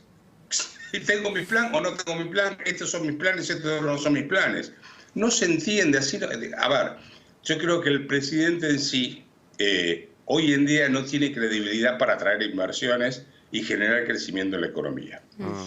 Creo que perdió toda credibilidad. El gobierno de Cristina tampoco lo hubiese tenido, pero tiene menos porque hay enfrentamientos internos, etc. Entonces, lo que vemos son manotazos de ahogado. Ahora dicen que van a anunciar 60 medidas, creo que en los próximos días. ¿Sí? Sí, eso es lo que estamos esperando. La pregunta es, ¿de dónde va a sacar la plata para esas medidas? Claro. Porque lo que yo vi por arriba son más planes, más subsidios, obra pública. Si el déficit fiscal es... A ver, en los primeros 6 meses del año, el déficit fiscal fue de 1,3 billones de pesos. Para que ustedes tengan una idea, es toda la expansión monetaria que se hizo para financiar ese déficit fiscal, que es la mitad de la cantidad de moneda que había en el mercado se emitió para financiar ese déficit. O sea, Es fenomenal el déficit fiscal. Claro. No tienen plata para financiar los gastos corrientes y creen que van a poder financiar más gastos con más emisión. Yo creo que se están comprando un problema serio en materia inflacionaria. Y tampoco creo que vayan a tener un plan económico, porque para tener un plan económico que resulte, primero tiene que ser consistente. Ahí tiene que haber una reforma laboral, una reforma impositiva, una reforma del Estado, tiene que haber una reforma monetaria porque no tenemos moneda, en fin, tiene que haber una serie de cosas. Ahora, si puedo conseguir un equipo económico, el tema es que esa gente se siente sin respaldo político. Por eso hay que tener un respaldo político. Y yo no veo que haya convicción ni de hacer una reforma del Estado, ni de hacer una reforma impositiva, ni de hacer una reforma monetaria. Solo les interesa hacer la reforma judicial, quizá a ellos solo les interesa. Es la única reforma que parece interesable, ¿no? Claro, sí, exactamente. Entonces, así no vamos a llegar a ningún lado más que a un serio problema social de desocupación y demás. Ahora, encima siguen con la cuarentena. Sí, perdón. No, en este sentido, ¿no? Sobre lo que usted menciona, el mismo presidente, durante el anuncio de la extensión de la cuarentena intermitente, como le han llamado, él mismo confirmó que se extiende el IFE durante este mes. La pregunta ¿es suficiente? ¿Qué consecuencias también va a tener para nuestra economía esto? Más emisión monetaria, porque plata no alcanza para financiar el déficit. O sea, uno mira todos los meses, yo sigo todos los meses, obviamente, los resultados fiscales que informa el mismo Ministerio de Economía, y están con un déficit fiscal fenomenal. Y claro, este mes de junio le aumentó 200 y pico % respecto al mismo mes del año anterior. Son unos déficits fiscales fenomenales. Claro. Entonces, ¿esto quién lo va a pagar? Si es con emisión monetaria, lo va a pagar la gente que vive de un salario o el jubilado. Claro. Y se lo va a pagar. Con caída del ingreso real, ¿no? Kachanowski, le agradecemos muchísimo por este momento con nosotros. Gracias, buen fin de semana. Igualmente, gracias por la atención. Y atención, porque hay una situación que preocupa en el tren Sarmiento, porque se han detectado casos que podrían llegar a ser de COVID-19, por eso no está funcionando el servicio. Mañana no va a funcionar, tal vez eso es lo que se espera que se confirme ahora. Parece que no va a funcionar, pero para hablarnos de esa información está Javier Mozo. Buenas noches, Javier, nuevamente. Agus, ¿cómo estás? Aquí desde 11 a la derecha se ve la estación completamente cerrada. ¿Por qué? Porque desde ayer, aproximadamente a las 20, 21 horas, dejaron de funcionar los trenes de la línea Sarmiento por la cantidad de contagios o de gente que había estado con gente contagiada, empleados de la línea de trenes. Por una medida preventiva, Trenes Argentinos dejó de funcionar la línea Sarmiento. Hoy estamos en condiciones de afirmar que, siendo las 7:20 de la noche, 19:20, no se sabe, no está confirmado todavía si mañana hay trenes. Todavía no está confirmado que mañana haya trenes. La idea de las autoridades de Trenes Argentinos era que hoy no hubiera trenes, domingo menor cantidad de gente que viaja habitualmente, para hisopar a la gente que estaban con algunos síntomas de COVID y demás, pero a pesar de que todavía no se tiene fehacientemente la novedad, estamos en condiciones de afirmar que todavía no se sabe si mañana hay trenes. ¿Por qué? Porque de los empleados de trenes que han sido hisopados en las últimas horas, 6 han dado positivo.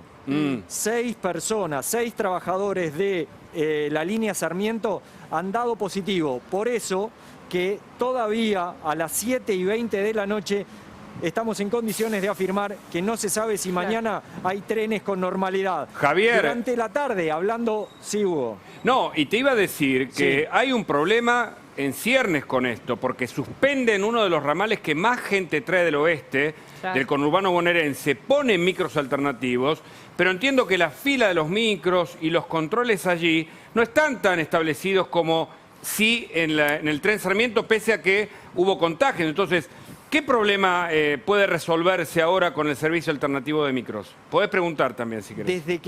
Desde que empezaron a funcionar los colectivos en el día de hoy, salieron de acá de 11 salieron 93 colectivos con destino. Morón Merlo y Moreno. Esos colectivos llevan en promedio entre 14 y 15 pasajeros. Claro. O sea, son colectivos de larga distancia.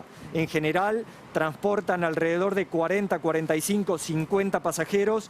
En promedio va un tercio de la cantidad. Entonces, eso hace pensar que se toma un protocolo o se muestra un protocolo de acuerdo al funcionamiento. Pero vamos a mostrar un poco. Este colectivo está saliendo en minutos para Morón.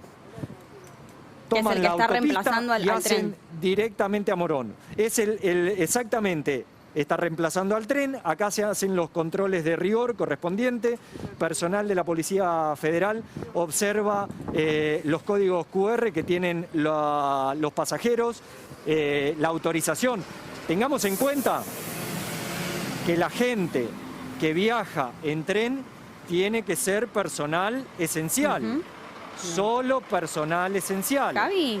Aquellas personas que no son esenciales no pueden viajar en transporte público. ¿Sí, Agus? No, mientras vas buscando ahí a las personas y nos mostrás, sabemos que al entrar a la estación del tren de 11, hay unas cámaras infrarrojas que toman la temperatura, ¿no?, de las personas que pasan por ese umbral, por los molinetes. Acá no. No se les toma la fiebre. Acá nada.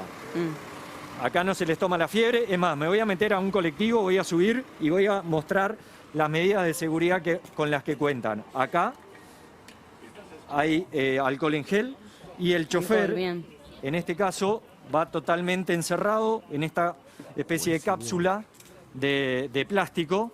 Ahora no está en este momento. ¿Te puedo molestar un minuto? ¿A dónde viajás? Hasta Merlo. Hasta Merlo. Sí. Complicadísimo no tener tren.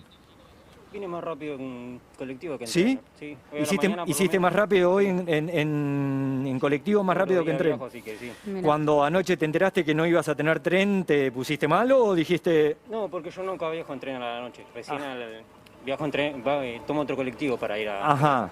O sea que no te perjudicó el hecho de no tener tren. Sí, porque se fueron todos los de acá a donde yo me tomo el bondi. Pero... Claro, y bueno, hoy te tuviste que venir al tren y te tomaste un colectivo en vez de tomarte el tren. Sí, hoy salí más temprano. ¿Qué pensás mañana? ¿Pensás que vas a poder tener tren o no? Yo espero que sí. ¿Esperás o crees? Creo que sí. ¿Crees que sí? Gracias, buen regreso. ¿Lo molesto? ¿Un minuto? Sí, bueno. ¿Cómo anda? ¿Cuándo se enteró que no tenía tren? ¿Ni para venir ni para volverse? A las 4 de la mañana cuando empecé a viajar. ¿Y? No me quedó otra, esperar a ver cómo hacía combinaciones. Conseguí un conocido, uno de los coordinadores que tengo de laburo. Sí. Me acercó hasta Morón. Sí. Y de Morón tomé otro colectivo que me trajo a Capital. Pero complicado. Muy complicado. Salí a las 4, terminé llegando al trabajo que tengo que entrar a las 7, a las 9 de la mañana. 2 horas. ¿Y no te hicieron problema? No, porque ya sabían cómo era el problema, cuál era la situación y bueno, lo supieron entender. ¿Sabés por qué motivo no hay trenes? Dijeron motivo COVID-19. Exactamente, no sé, hay varios trabajadores de la línea Sarmiento que han dado positivo. Si mañana no llegas a tener tren, ¿se te puede llegar a complicar nuevamente? Se me complica nuevamente, pero hoy coordiné, arregló, me acomodaron el horario y me dejaron franco mañana por el inconveniente. Sí. Así que mañana no laburo, va a ser pasado mañana. Ajá, ok. Fíjate cómo está el tren. Fíjense, Agus y Hugo. Perdón, el tren, el colectivo. Bueno, está bien, cumple las veces de tren, exacto. Hay bastante diferencia, hay bastante distancia. Quiero decir, acá se me acaba de enganchar el cable con el retorno. Pero entre la gente sí hay distancia. Hay bastante distancia entre los pasajeros. ¿Te molesta viajar en colectivo y no tener el tren? No me molesta, solo que, bueno, no lo esperaba. Ayer salí de noche y me llegué a mi casa como a las 12 de la noche. Y nada, hoy se complicó más o menos a la mañana para entrar a trabajar. Y entraba a las 7 y llegué 7:30. ¿Y no te hicieron problema? No, pues ya avisé, ¿viste? Pero... Claro. Esto cuando cortan los trenes, matan a todos. ¿Te enteraste por qué es el motivo de que no hay trenes? Sí, porque supuestamente hay un 75% de infectados, más que nada sobre... Hiciste un comillado ahí con las manos, con los dedos. No, porque tengo una amiga que trabaja en el TVA. Y estás enterado porque él te transmite información. Exactamente. Bien. Y nada, y ella es una infectada. Está infectada ella también. Escuchame una cosa, si mañana no llegara a ver, porque todavía no se sabe si mañana hay trenes. Justamente no hay trenes mañana hasta la noche. Tenemos un informante ahí. ¿En TVA? En TVA, exactamente. En TVA en TVA no hay trenes mañana. ¿Y el Sarmiento? Creo, ella me iba a decir si... Todavía no se sabe si hay tren o no. Todavía no hay. Bueno, te agradezco, buen regreso a casa. Sí, Agus. ¿Tenés idea o se sabe o se ha difundido quiénes son las personas que están contagiadas? Quiero decir, ¿son personal administrativo o personas que han estado en contacto con pasajeros, por ejemplo? Es personal que de diferentes áreas del Sarmiento. El Sarmiento tiene 3.000 empleados.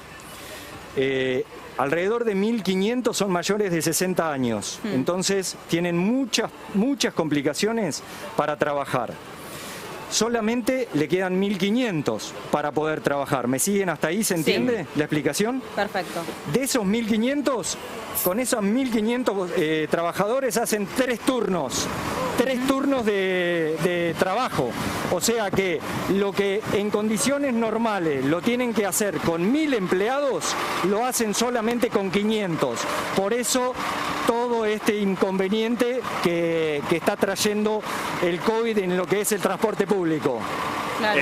Impresionante, Javier, porque además vos nos estás contando la crónica del derrotero del viaje en uno de los ramales del transporte más importante que tiene la ciudad y el conurbano bonaerense, el ramal del oeste. Exactamente. Y los contagiados, Javier, son los propios empleados que detectaban a los pasajeros, entiendo. Claro, es personal que puede ser el motorman, que puede ser el que controla el que controla los mecánicos, o sea, estuvieron en contacto hasta el momento 6 casos de trabajadores del tren Sarmiento que han dado positivo, pero se hisoparon a 40 compañeros, entonces se está esperando el resultado del resto de los trabajadores para ver cuáles son las condiciones de mañana. Les vuelvo a decir, 7:30 de la noche del domingo 2 de agosto, todavía no se sabe si mañana hay tren. Muy bien, Javier, gracias. Realmente un gran informe y nos cuenta la actualidad y nos hace pensar en el día de mañana. Pero uno de los temas que nos preocupan para mañana metafóricamente, es la reforma judicial. Y Luis Majul tiene información de último momento. Luis, gracias por estar con nosotros. Muy bien, enseguida van a estar hablando con Daniel Sapsay. Exacto. Bueno, yo quiero contar como un cuentito brevemente lo último que se sabe y por qué cree parte de la oposición que va a ser muy difícil que esta reforma judicial, que incluye eventualmente la ampliación de la Corte, vaya a ser aprobada. Primero, porque hay una especie de grieta dentro del gobierno entre Alberto Fernández y Cristina Fernández. Una grieta, no diría creciente, pero entre lo que plantea uno y quiere el otro. Si quieren un ejemplo de cómo podría terminar esto, dicen algunos, como Vicentín. Expropiamos a Vicentín, no lo expropiamos, retiramos el decreto, enviamos un decreto y ahora enviamos otro decreto para dejar sin efecto la expropiación. Pero para que vos entiendas y para ponerle un marco a la entrevista que van a tener con Sapsay, yo quiero que vos del otro lado le prestes atención a esto, tanto como le prestás atención al COVID, a los contagios o a lo que pasa en el tren Sarmiento o en el transporte público. Si se produce esta reforma judicial, yo leí completa la reforma, la ley completa, más o menos 100 personas que puede asignar el Poder Ejecutivo van a poder ocupar subrogancias, es decir, van a poder copar parte del sistema judicial penal elegidos por un gobierno que ya ha demostrado que va por la impunidad y por la venganza. Y hay otro artículo muy interesante y preocupante, que si se le presta atención a este proyecto, los jueces y fiscales que hoy son parte del sistema penal en Comodoro Pi y los de penal económico no van a recibir más causas. Claro. De manera que solamente se van a quedar con las causas que tienen. ¿Y esto por qué? Porque eventualmente puede generar una embestida contra el expresidente Macri, contra los exfuncionarios de Macri y contra críticos de la oposición que siguen denunciando la corrupción kirchnerista. No es un detalle menor esto, no es un detalle menor. Si se produce tal como se plantea este cambio en la reforma judicial y en la Corte, van a romper el sistema de justicia de la República Argentina. Y aunque hoy estamos preocupados por otras cosas, seguramente en el futuro, y no un futuro lejano, muchos los van a lamentar. Por eso es tan importante. Y aprovechamos y hablamos con Sapsay, le preguntamos si detrás de la reforma judicial hay un plan de impunidad. Sapsay, gracias por estar con nosotros en el especial coronavirus. Un gran gusto estar con ustedes y comparto absolutamente lo que acaba de expresar Luis. Para las instituciones argentinas esto sería un verdadero coronavirus, porque demoler la justicia independiente en el fuero penal, nada menos federal, es demoler la República, ni nada más ni nada menos, y además dentro de la demolición en el camino aparece la Corte Suprema. Muy, muy grave. Pero yo creo que gran parte de la sociedad ya lo ha entendido, porque ayer mismo en una improvisación de redes de unas pocas horas se juntaron miles de personas en todo el país. Sapsay, yo sé y lo veía que usted expresaba, ¿no?, en Twitter, que si se aprueba esta reforma judicial significaría que Alberto Fernández está incumpliendo la Constitución. ¿Por qué?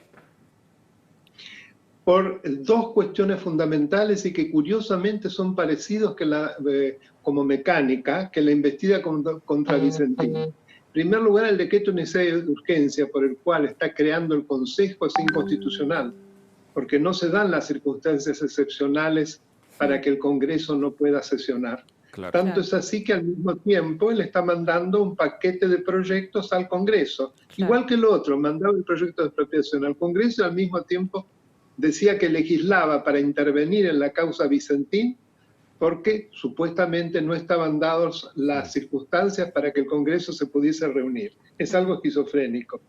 En segundo lugar, yo no tengo duda que acá se está violando el artículo 109, que le prohíbe al presidente de la Nación interferir en cuestiones judiciales. Acá en causas judiciales, ¿qué causas? Dos de los integrantes, Echegaray, perdón, pero está relacionado con Echegaray, me refiero a Arlanian, abogado de Echegaray, y Beraldi, abogado de Cristina, tienen ya planteados una cantidad de recursos extraordinarios ante la Corte Suprema para que intervenga en juicios en curso, de manera de detenerlo porque aducen nulidades en contra de todo el sistema. Entonces, resulta que el presidente a esos abogados que están actuando ante la Corte Suprema les dice cómo tiene que ser el recurso extraordinario y cómo tiene que ser la actuación ante la Corte. Si eso no es interferir en cuestiones judiciales, ¿qué es interferir en cuestiones judiciales? Ahora, igual que Vicentín, que se metió con el juez del concurso. Fíjense qué parecido. Claro. Así que no me extraña que esto termine, como anunciaba Luis, con otro decreto de necesidad de urgencia que deje sin efecto este decreto de necesidad de urgencia. Sapsay, y a propósito de eso, por un lado se inició una causa que nosotros contamos en Mirá aquí en La Nación Más, en donde se acusa al titular de la Oficina Anticorrupción, al viceministro de Justicia Mena, a Félix Kraus, a el titular de Derechos Humanos, Pietragala, y a otros, por ejemplo, el jefe de los abogados, el procurador Zanini, por un plan de encubrimiento. ¿Usted ve detrás de esta reforma el mismo plan? Y a propósito de eso, ¿habrá respuesta ciudadana y del Congreso para frenarlo? Es un eslabón más dentro del mismo plan. Yo escuché ese programa de Luis, en el cual fue precisamente la doctora Silvina Martínez, si no me equivoco, la que explicó bien de lo que se trataba. Y además hay figuras tan importantes como el caso de Mariana Zubik, que creo que está también la doctora Carrió, Paula Oliveto, etcétera, etcétera. La otra pata la tuvimos el jueves pasado en el Consejo de la Magistratura, cuando gracias al voto, gracias o desgraciadamente, de Camaño, se van a revisar los traslados de jueces, nada menos que de Bruglia, de Bertuzzi y de Castelli, que participan de las causas más importantes como Cuadernos, Vialidad o Tesur, en el cual se está cuestionando precisamente la actuación de la doctora Kirchner, que habría tenido seria intervención en delitos gravísimos de corrupción. Así que fíjese cómo todo va cerrando. Es una embestida, lo que los alemanes llamaban la Blitzkrieg. ¿Cómo se hace cuando invaden Checoslovaquia, cuando invaden Polonia, cuando invaden Francia, cuando invaden, etcétera?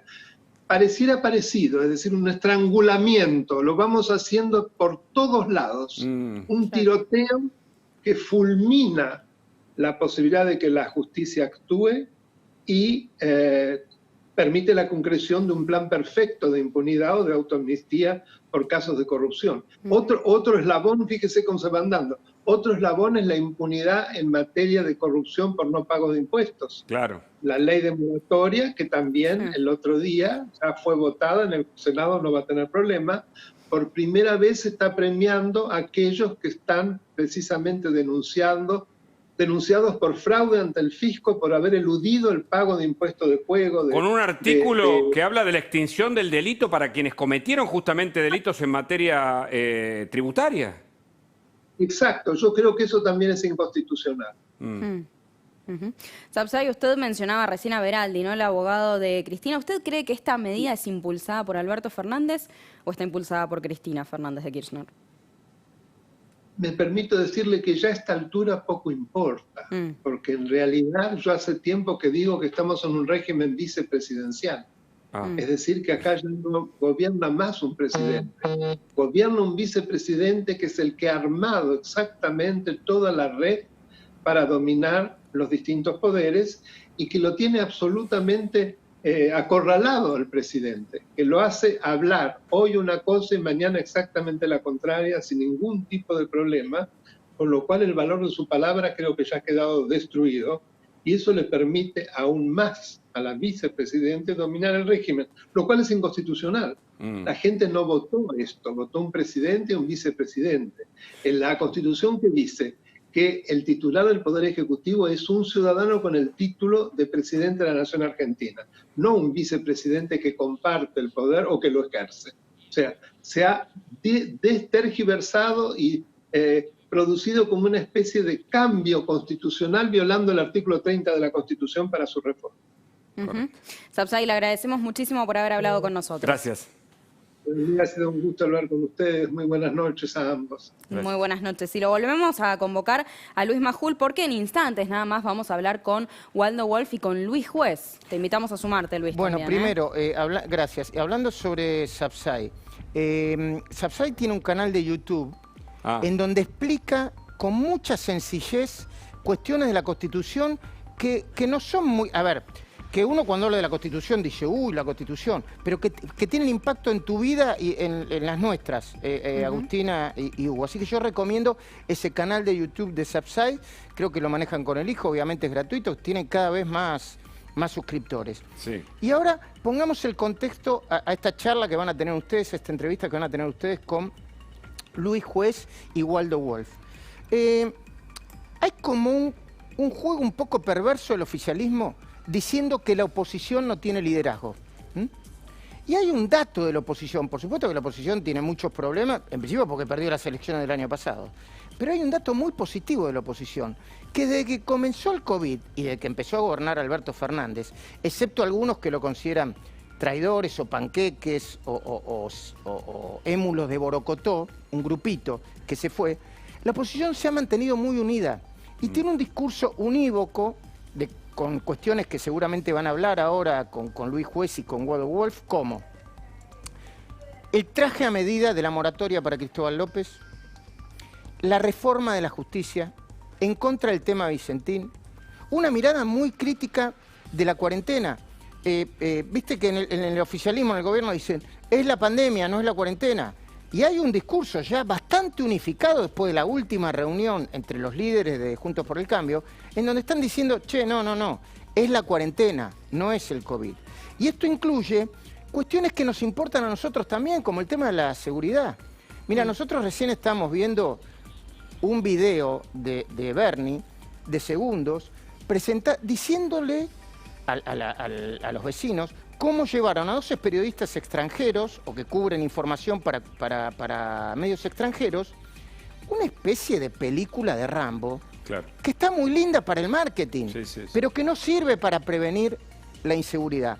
Y muchos están empezando a comprender que la reforma de la justicia, el tema de Cristóbal López, las patoteadas de Moyano, tienen que ver con tu vida y con la mía, con tu economía y con la mía, y también con los temas de inseguridad. Porque si los que están ahí arriba no respetan las leyes, ¿por qué las van a respetar los que acaban de salir de prisión, les dieron la domiciliaria no la cumplen y hacen lo que hacen después de que Bernie comenta. Perfecto, vamos a hablar con Wolf. Es importante lo que dice Luis, porque lo que intentamos es demostrarte, y seguramente Luis Juez, con quien vamos a hablar ahora, tiene una idea sobre lo que hay detrás de la reforma judicial y también sobre lo que hay detrás de los hechos de inseguridad y detrás de la cuarentena. Juez, gracias por estar en el especial coronavirus. ¿Hay un plan de impunidad planteado, como dijo Sapsay, un bombardeo a las instituciones para salvataje de aquellos investigados por corrupción? ¿Cómo les va? Buenas noches, un gusto. Gracias. Yo no lo digo con todo respeto, no tengo duda. Recién ustedes hicieron un notón con Kachanowski. Un notón porque dijo cosas muy concretas que yo me voy a hacer cargo. Si hay un país que no tiene un plan económico, recién esta semana vamos a aprobar el presupuesto. No tiene un plan financiero, no tiene un plan social, porque en definitiva cuando arrancaron tenían 30 y pico % de pobres, hoy está medido en la mitad de los argentinos. No tiene un plan sanitario, porque claramente van a venir con medidas restrictivas porque tuvieron que salir a improvisar de una manera increíble. Lo único que tiene este gobierno, un plan judicial para garantizar la impunidad de Cristina. El otro día, y lo van a tener a Waldo hablando seguramente, el otro día una ley que queríamos votar todo argentino decente quería votar porque todos tenemos algún amigo, alguna pyme, algún monotributista, porque han sido porque han sido muchos años de crisis económica donde mucha gente ha quedado con la rueda para arriba.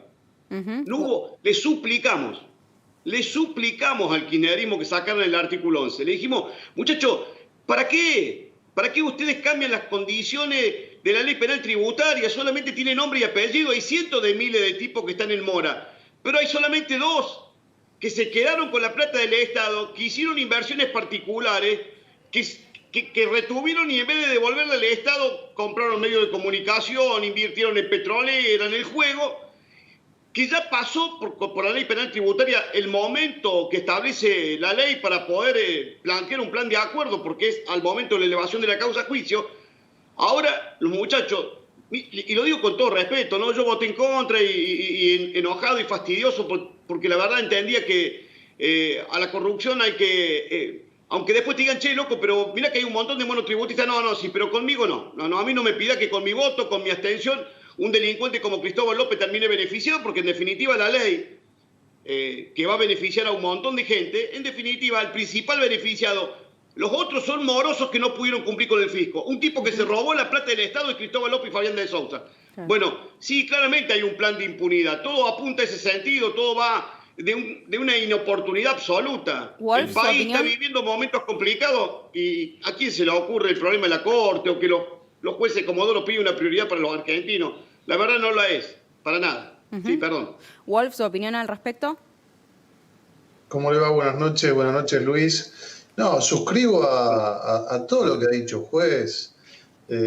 Mire, antes de las elecciones, cuando nosotros decíamos que íbamos a hacer Venezuela, es un término complejo para entender. Nosotros estamos en una venezolanización a la Argentina. En Venezuela entran los militares al Congreso, acá directamente no se tratan los temas. Nosotros tuvimos un jefe de gabinete que vino después de 8 meses a la Cámara de Diputados. Como decía Luis recién, el presupuesto no lo vimos todavía. Se va a votar aparentemente el martes, pero nosotros no lo vimos. Imagínense que nosotros tenemos que revisar el presupuesto que vamos a votar, porque no es una libreta de almacenero. Y lo mismo ocurre con la Corte Suprema. En Venezuela, la Corte Suprema, armaron una supracorte suprema por arriba de la que está. Acá directamente, como es el estilo del kirchnerismo, que le tiene que poner nombres grandilocuentes y rimbombantes, te inventa una modificación de la justicia. Vimos estos días, hoy anduvo por las redes un videíto de Alberto Fernández cuando estuvo con, creo que se llama Pereira, el periodista famoso de Córdoba, diciendo que no iba a modificar la Corte Suprema, que no iba a modificar la justicia. Hoy Borestein en Clarín lo trata, a Alberto Fernández lo compara con Rolo Puente. Para mí es una falta de respeto, de verdad, a Rolo Puente, porque Rolo Puente actuaba, no mentía. A Alberto Fernández no se le conoce una verdad.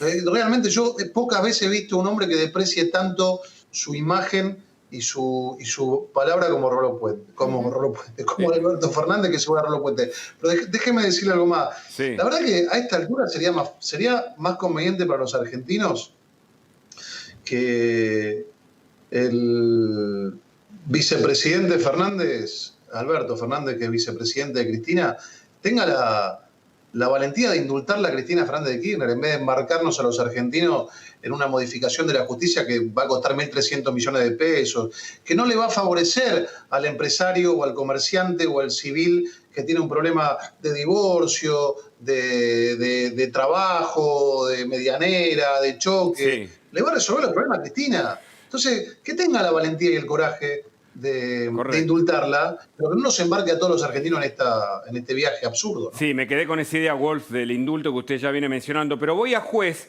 para preguntarle, ¿este plan estuvo prearmado incluso por Cristina cuando elige a Alberto o van improvisando? Porque en materia económica el presidente dijo que no tenía plan. ¿El plan político está? No, en eso yo... creo que Cristina es mucho más auténtica que Alberto, sin ninguna ella no anda con vuelta. Cristina es esto. Cristina tenía claro que ella no podía ser presidenta de este país, que su nivel de rechazo era extremadamente alto y que necesitaba a alguien que hiciera el trabajo de juntar los votos. Ella garantizaba su piso, que era demasiado alto, y después ella desembarca con un plan. ¿No? Subestimar a Cristina es un pecado capital que yo no voy a entrar. Una mujer que tiene claro lo que quiere. Ella sabe a dónde va. El que no sabe es Alberto, porque todos los días, como un auto rally, el copiloto le va cambiando la hoja de ruta. O sea, estamos en un momento de una emergencia increíble, de una situación sanitaria compleja. Los muertos los estamos contando por cientos, nos están recomendando y en cualquier momento nos amagan como volvernos de fase. Es por lo menos inoportuno. ¿Para quién? Para ustedes, para nosotros, para todos, para el gran pueblo argentino, pero no para Cristina. No es inoportuno para Cristina aprovechar el momento de encierro en el que está el pueblo argentino para modificar el funcionamiento de la justicia, apuntando a la Corte, poniendo a su abogado particular en un grupo de tipos que va a poner en la cancha, lo pone a Veraldi como capitán de ese equipo, con una clara instrucción. Ella tiene 7 u 8 causas elevadas a juicio, con lo cual, obviamente, como cualquier persona imputada, razona diciendo en alguna me van a invocar. Y esto se va a resolver con algún recurso directo ante la Corte. Entonces, necesito tener en la última instancia un lugar donde yo pueda resolver mi problema. Eso lo sabe de ahora, lo sabe del 10 de diciembre, no, lo sabe de hace un montón de tiempo. Por eso no hay improvisación en Cristina. Lo de Cristina es un plan, ella está claramente ordenada, ese plan lo ejecuta con inteligencia. El kirchnerismo se quedó con los lugares más importantes del gobierno y Alberto hace politiquería, juega con los pibes, tiene un par de ministros. No, lo digo porque el otro día fue el ministro Cafiero a la Cámara de Diputados y encima se hacía el enculado, demoró 8 meses en llegar. Y se quería comer la cancha y quería faltar el respeto. Lo esperamos 8 meses. O sea, y yo lo entiendo porque es un pibe que no tiene militancia política. Pero bueno, eso le dejó Cristina a Alberto. Voy a entretenerte con los pibes que la política en serio la voy a ejecutar yo. Este tema de la justicia no es un tema menor. No es un tema menor. No se puede discutir el funcionamiento de uno de los 3 poderes del Estado mientras nosotros estamos encerrados en nuestras casas. No se puede, no hay de ninguna manera. Es intolerable, imposible, inadmisible. Yo no lo puedo discutir vía Zoom con las comisiones de justicia, por ejemplo. Claro. Luis Juez hablaba recién justamente sobre la cuarentena. Él denuncia cierta utilización, ¿no?, de la cuarentena. Bueno, Axel Kicillof el viernes dijo que lo que está matando la economía no es justamente las decisiones del gobierno ni la cuarentena, sino un virus del cual todavía no tenemos una cura. Waldo Wolf, ¿qué opina sobre estas declaraciones?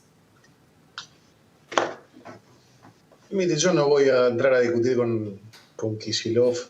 Y yo sí tengo por lo menos he tenido la coherencia. Yo no soy sanitarista y tengo que escuchar a los sanitaristas, ¿no? Pero fíjese usted que nos metimos en una cuarentena y nosotros apoyamos al gobierno. Usted recordará que nuestro presidente del Interbloque fue y le dijo comandante. Y dijimos, nosotros vamos a apoyar en la metodología que decidan, porque yo puedo estar en desacuerdo con el presidente, de hecho vivo en desacuerdo con el presidente, pero supongo de verdad que tiene buenas intenciones en sacar al país adelante y más en un tema como la cuarentena. Lo que lo que no puede es subestimar la inteligencia de gran parte de los argentinos. Porque usted recordará que nos decía, ¿es economía o sanidad? Ahora resulta que hoy tenemos cientos de muertos por día, prácticamente no se habla más de lo que está pasando y estamos hablando de la reforma de la justicia. Eso es una falta de respeto. Y otra cosa más le voy a decir.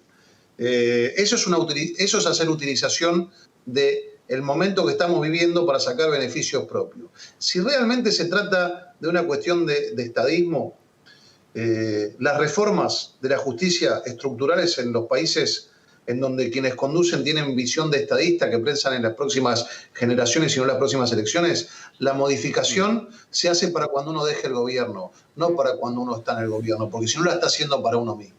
Y esto es lo que está haciendo el gobierno. Y como decía el diputado Luis Juez, ¿a usted le parece que nosotros, metidos en casa, donde se le está cercenando la posibilidad de usar la SUBE a la gente en aras de lo sanitario, donde se nos está diciendo que no puede haber reuniones sociales en aras de lo sanitario, y todos acompañamos a regañadientes, algunos pensamos que no corresponde, pero acompañamos? Ahora tenemos que discutir si le garantizamos la impunidad a Cristina Fernández de Kirchner o no. Está claro. Bueno, de eso se trata y que se hagan cargo. Están utilizando peor momento de la Argentina, donde hay muertos y te sacan avisos y posteos en las redes sociales oficiales diciendo hay que tener pánico, pero mientras tanto nos mandan a modificar la Corte Suprema para que no se le pueda juzgar a Cristina Fernández de Kirchner en causas que ya están probadas. Está claro, Wolf. Una última, a ver si me puede titular juez. ¿Salimos de la cuarentena peor o igual o nada que ver con el 2001? Un título, juez. Yo no me voy a congraciar con la desgracia. Se viene la verdadera pandemia, la vamos a vivir después que salgamos de la cuarentena. Y va a ser trágica, y va a ser dolorosa. Mire, y la vamos a pasar muy mal. Lo digo con todo respeto, la vamos a pasar muy mal. Esto no estoy prediciendo, ni pronosticando, ni augurando. Ojalá me equivoque. Ojalá Dios quiera, ustedes dentro de un año me hacen un reportaje y yo pido pública disculpas. Pero la vamos a pasar muy mal, lamentablemente. Y esto el gobierno no quiere hablar de este tema. El gobierno no tiene plan. Para esto no hay plan. Gracias a ambos. Gracias, Wolf. Gracias, juez. Seguimos con la cornisa. Se viene Luis Majul, un programón. Agustina, especial coronavirus. Nuevo horario, 18 horas. Gracias, Hugo. Un placer compartir con vos y con todos desde más tempranito. Muy bien, yo quería felicitarlos porque es el primer programa que arrancaban a las 18 horas y la verdad que se pusieron los remos y hay mucha audiencia. Como decimos nosotros, dejamos un colchoncito, nos dejaron un colchoncito para que la gente siga viendo, un colchón muy importante.